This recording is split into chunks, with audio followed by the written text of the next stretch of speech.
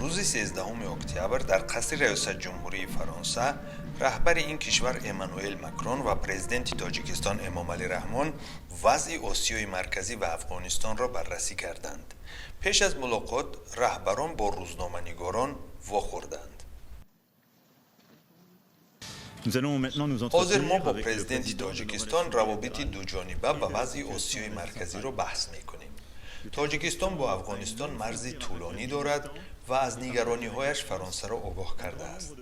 ما چند هفته پیش در صحبت تلفنی امکان داشتیم تشویش‌هایمان را به هم رسانیم. این سفر رسمی امکان توسعه مکالمه ما در مسئله امنیت منطقه در زمان نامعینی‌ها را فراهم می‌آورد. ما خواهیم دید که برای معتدل نمودن وضعیت فرانسه برای تاجیکستان چی کار کرده. رهبر تاجیکستان امامعلی رحمان هم با پیام کوتاه به خبرنگاران مراجعت کرد.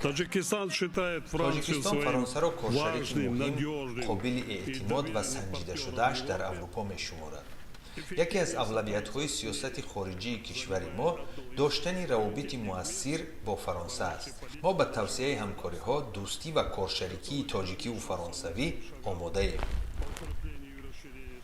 ملاقات رهبران فرانسه و تاجیکستان بعد سر قدرت آمدن طالبان در افغانستان دایر می شود.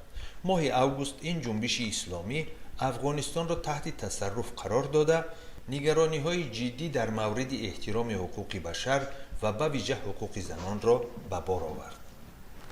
امامعلی رحمان شام 10 اکتبر عازم اروپا شده ابتدا در بروسل با پرزیدنت شورای اروپا شارل میشل و رهبران بلژیک دیدار و گفتگو داشته، سپس وارد فرانسه شد. سفر او 14 اکتبر به پایان می‌رسد.